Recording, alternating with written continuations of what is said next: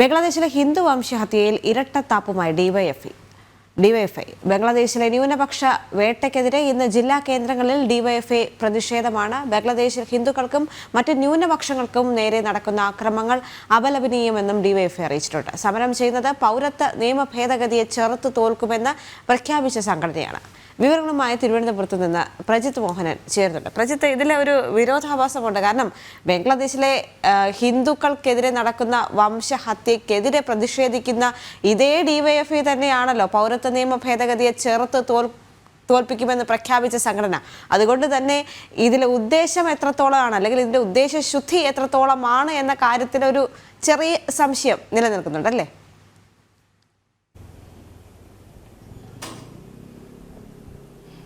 അതെ വിനോദ ദേവിക, ഒരു തരത്തിൽ പറഞ്ഞാൽ ഈ പോസ്റ്റ് ആദ്യം കണ്ട സമയത്ത് സംശയം തോന്നിപ്പോയിരുന്നു ഇത് ഡിവൈഎഫ്ഐ തന്നെയാണോ എന്നുള്ളത്. കാരണം 2019 CAA പാസ്സാക്കുന്ന സമയത്ത് അത് മുസ്ലിം വിരുദ്ധമാണ് എന്ന് കരുതി, അല്ലെങ്കിൽ ആ രീതിയിലുള്ള പ്രചാരണം അഴിച്ചുവിട്ട് നിരവധി പ്രതിഷേധങ്ങൾ സംഘടിപ്പിച്ചു. ഒടുവിൽ കോടതിയിൽ പോയി. അങ്ങനെ വലിയ സമരങ്ങൾക്കൊക്കെ നേതൃത്വം നൽകിയ സംഘടനയാണ് ഡിവൈഎഫ്ഐ. അന്ന് നേതാക്കൾ കൊണ്ട ജലപീരങ്കിയുടെ വെള്ളം കൊണ്ട് നനഞ്ഞതൊക്കെ ഇന്നും നമ്മൾ ഓർമ്മയുണ്ട്. അത്ര വലിയ പ്രതിഷേധങ്ങളൊക്കെ അവർ സംഘടിപ്പിക്കുകയൊക്കെ ചെയ്തു. അന്ന് കേന്ദ്ര സർക്കാർ അടക്കമുള്ളവർ ചൂണ്ടിക്കാട്ടിയതാണ് ബംഗ്ലാദേശിലും അഫ്ഗാനിസ്ഥാനിലും പാകിസ്ഥാനിലും മതന്യൂനപക്ഷങ്ങൾ നേരിടുന്ന വലിയ അല്ലെങ്കിൽ കൊടിയമായിട്ടുള്ള പീഡനങ്ങൾ, മതപരമായിട്ടുള്ള അവരുടെ ആരാധനാ സമ്പ്രദായങ്ങളെ അടിച്ചമർത്തുന്നത്, പെൺകുട്ടികളെ ജീവിക്കാൻ അനുവദിക്കാതെ അല്ലെങ്കിൽ പെൺകുട്ടികളെ തട്ടിക്കൊണ്ടുപോയി ബലാത്സംഗത്തിന് മറ്റും ഇരയാക്കുന്നത്, നിർബന്ധിത വിവാഹങ്ങൾ നടത്തുന്നത്, ബേസിക് ആയിട്ടുള്ള മനുഷ്യാവകാശങ്ങൾ പോലും നൽകാത്ത രീതിയിലുള്ള നിരവധി പ്രശ്നങ്ങളെല്ലാം അന്ന് കേന്ദ്ര സർക്കാർ ഇവർക്കെല്ലാം മുൻപിൽ ചൂണ്ടിക്കാട്ടിയതാണ്. എങ്ങനെയാണ് ഈ രാജ്യങ്ങളിലേക്ക് ഹിന്ദു ജനസംഖ്യയും മറ്റ് മതന്യൂനപക്ഷങ്ങളുടെ ജനസംഖ്യയും ഇടിഞ്ഞു താണത് എന്നുള്ളതെല്ലാം കൃത്യമായി കണക്കുകൾ ചൂണ്ടിക്കാട്ടി അവതരിപ്പിച്ചിട്ടും അതിനെ മറ്റൊരു വർഗീയ ചുവയോടെ കാണാൻ മാത്രമായിരുന്നു, അല്ലെങ്കിൽ ആ രീതിയിലുള്ള പ്രചരണം മാത്രമാണ് അന്ന് ഡിവൈഎഫ്ഐ നടത്തിയത്. അതേ ഡിവൈഎഫ്ഐ തന്നെ ഇന്ന് ബംഗ്ലാദേശിലെ ഹിന്ദു വംശഹത്യക്കെതിരെ അല്ലെങ്കിൽ അവിടുത്തെ മതന്യൂനപക്ഷങ്ങളെ വേട്ടയാടുന്നതിനെതിരെ ഒരു പ്രതിഷേധമൊക്കെ സംഘടിക്കുന്നത് കാണുമ്പോൾ വലിയ വിരോധാഭാസം എന്ന് തന്നെ പറയേണ്ടിയിരിക്കുന്നു. അന്ന് എന്ത് ഉദ്ദേശത്തിന് വേണ്ടിയാണോ CAA നടപ്പിലാക്കാൻ ശ്രമിച്ചത്, അല്ലെങ്കിൽ CAA നടപ്പിലാക്കിയത്, അതിനെ ചെറുത്ത് തോൽപ്പിക്കുമെന്ന് പറഞ്ഞ് ഇത്രയധികം പ്രക്ഷോഭങ്ങൾ നടത്തി, ഇത്രയധികം അല്ലെങ്കിൽ സംഘർഷാവസ്ഥയിലേക്ക് രാജ്യത്തെ തള്ളിവിടുന്ന രീതി, അല്ലെങ്കിൽ കേരളത്തിൽ പലയിടത്തും, രാജ്യത്തിൻ്റെ കാര്യം പറയുന്നില്ല, കേരളത്തിൽ പലയിടത്തും സംഘർഷാവസ്ഥയിലേക്കൊക്കെ കാര്യങ്ങൾ തള്ളിവിടുന്ന രീതിയിലുള്ള പ്രചരണം നടത്തിയ സംഘടനയ്ക്ക് ഇന്ന് തിരിച്ച് പറയേണ്ടി വന്നിരിക്കുന്നു.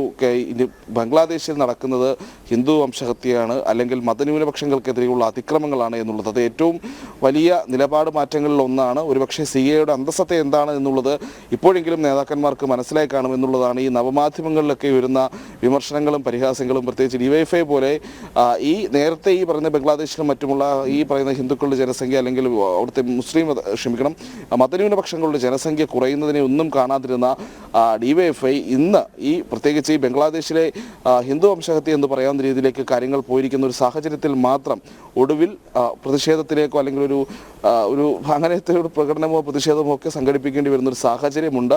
എന്തായാലും നവമാധ്യമങ്ങളിൽ വലിയ രീതിയിലുള്ള, പ്രത്യേകിച്ച് ഡിവൈഎഫ്ഐയുടെ ഈ പഴയ നിലപാടും പുതിയ നിലപാടും ഒക്കെ ചോദ്യം ചെയ്തുകൊണ്ടുള്ള ഒട്ടനവധി ഫേസ്ബുക്ക് പോസ്റ്റുകളും കമൻറ്റുകളും ഒക്കെ വരുന്നുണ്ട്.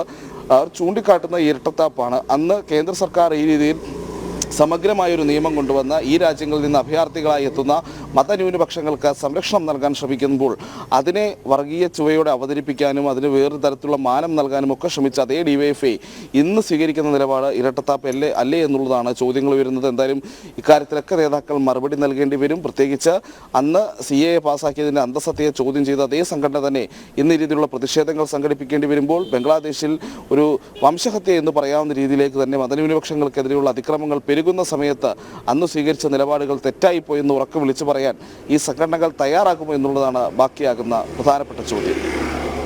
അതെ, അത് വളരെ വ്യത്യസ്തമാണ്. ഡിവൈഎഫ്ഐ അടുത്ത കാലത്തൊന്നും ഇങ്ങനെ ഒരു സമരം നടത്തിയിട്ടുണ്ട് എന്ന് തോന്നുന്നില്ല. കാരണം നിർബന്ധിതരാവുകയാണ്. കാരണം കഴിഞ്ഞ കുറച്ച് നാളുകളായി പലസ്തീൻ വിഷയത്തിലെടുത്ത നിലപാട് എന്താണ് എന്ന ചോദ്യം ചെയ്യലുകൾ വളരെയധികം ഉയർന്നു വരുന്ന സാഹചര്യത്തിൽ ഗതികെട്ടിട്ടാണോ ഇത്തരം ഒരു പ്രതിഷേധത്തിലേക്ക് കടക്കുന്നതെന്ന് കൂടി അവരുടെ ഉള്ളിൽ തന്നെ ഒരു ചോദ്യമുണ്ട്, ഇതൊക്കെ ശരിയാണോ ഈ കാണിക്കുന്നത് എന്നുള്ളത്. കാരണം ഒരു വിഭാഗത്തിന് വേണ്ടി മാത്രം എപ്പോഴും സംസാരിച്ചു കൊണ്ടിരിക്കുമ്പോൾ സ്വാഭാവികമായും സംഘടനയ്ക്കുള്ളിൽ ഉയരുന്ന ആ ചോദ്യങ്ങൾക്ക് ഒരു അറുതി വരുത്താൻ വേണ്ടി കൂടിയാവണം ഡിവൈഎഫ്ഐ ഇത്തരം സമരങ്ങളിലേക്ക് ഇറങ്ങുന്നത് എന്ന് നമുക്ക് മനസ്സിലാക്കാം. വിവരങ്ങൾ നൽകുകയായിരുന്നു പ്രജിത്ത്.